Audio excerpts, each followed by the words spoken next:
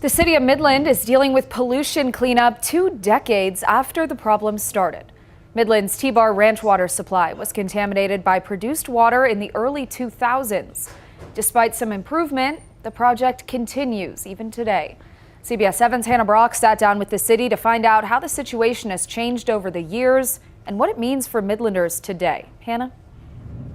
Well, the city says they've contained the pollution far from any drinking water. However, the incident could cost the city more than $9 million.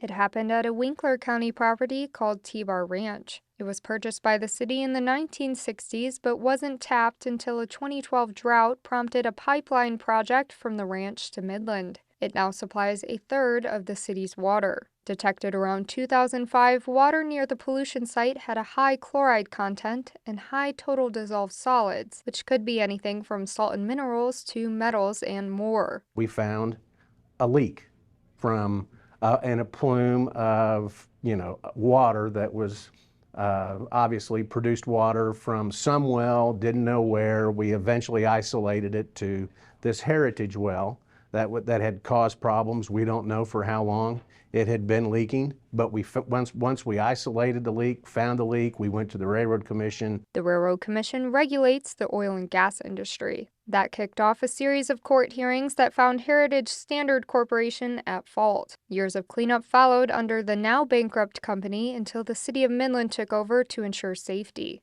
Probably about 3 or 4 years ago, the city had engaged with the Railroad Commission to develop their own remediation plan and started going through the process of getting that approved. And then over the last couple of years have drilled the remediation wells, the beginning of the remediation. A March 2023 City Council briefing blames a faulty tank battery and unlined frac pits for the plume of produced water. It's an extremely salty, naturally occurring water that comes to surface as an oil and gas byproduct. A plume, what it is it's a different makeup of water than the water that's in the ground table. That makes the body identifiable through tracking tests, and the plume's location tells city staff it will not affect drinking water. And the release occurred on the very western flank of the aquifer where the city's producing wells are located. And so it would take quite a bit of time for that groundwater to move naturally from where it was released. And,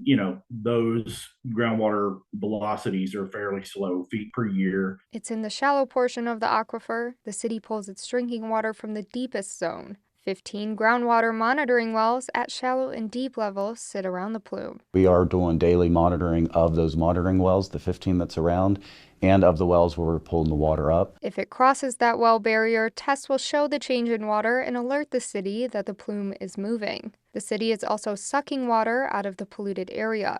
The remediation now has 3 wells, extraction wells, to pull that plume out of the ground and then take it to a pit that holds it, lets it evaporate, or we actually sell it to industry for use. The first phase of the project cost the city over $3 million. The overall project could cost upwards of $9 million.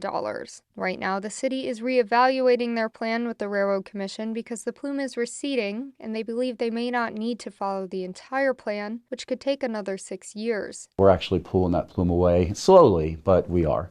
If we see that reverse course for some reason, that's when we'll increase what we're doing out there. The city is preparing for any other pollution threats from faulty infrastructure. Like many areas in West Texas, T-Bar is not untouched by oil and gas. And like I said, it's an active oil field. There are wells all over the T-Bar Ranch, just so you know. I mean, I don't want people to think it's a clean, pristine piece of land because it's not. There's oil field activity everywhere. But Dufford says he isn't concerned because 8 new water monitoring wells and 2 problematic well plugs were secured by the city in its saltwater disposal settlement with Pilot Water Solutions. We will not have a problem like this again. We will be able to find it and remediate it fast enough. Having these wells that they plan to do will absolutely make T-Bar water safer today, or that supply safer today than what it was 10 or 12 years, 15 years ago when we first started looking at the T-Bar and thinking about actually having to bring T-Bar water to Midland, Texas. The city will reevaluate its plan with the Railroad Commission next month. For now, they are continuing to actively monitor the plume to ensure it remains on the right path.